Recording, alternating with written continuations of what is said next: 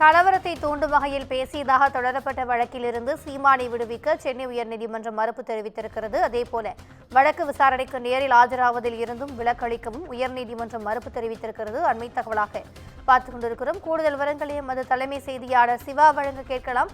வணக்கம் சிவா, இந்த வழக்கு குறித்தான கூடுதல் விவரங்கள்.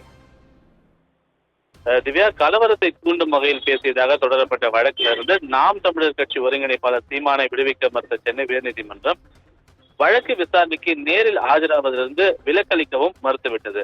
கடந்த 2019ஆம் ஆண்டு விக்கிரவாண்டி இடைத்தேர்தலின் போது நாம் தமிழர் கட்சி வேட்பாளரை ஆதரித்து பிரச்சாரம் செய்த அந்த கட்சியினுடைய தலைமை ஒருங்கிணைப்பாளர் சீமான் மறைந்த முன்னாள் பிரதமர் ராஜீவ்காந்தியை இன துரோகி, தேச துரோகி என பேசி வன்முறை தூண்டியதாக கஞ்சனூர் காவல் நிலையத்தில் காங்கிரஸ் மாவட்ட தலைவர் புகாரை அளித்திருந்தார்.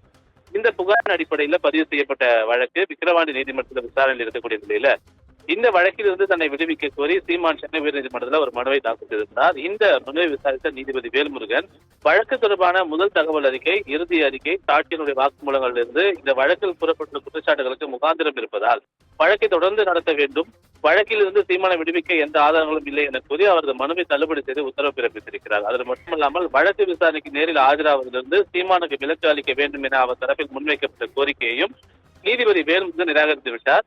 சீமான் தனிப்பட்ட நபர்களை தூண்டும் விதமாக கருத்துக்களை தெரிவித்து வருவதாகவும் இதுபோன்ற கருத்துக்களை சீமான் பேசக்கூடாது என அவருக்கு அறிவுரை வழங்க சீமான் தரப்பு வழக்கறிஞருக்கும் நீதிபதி உத்தரவு பிறப்பித்திருக்கிறார்.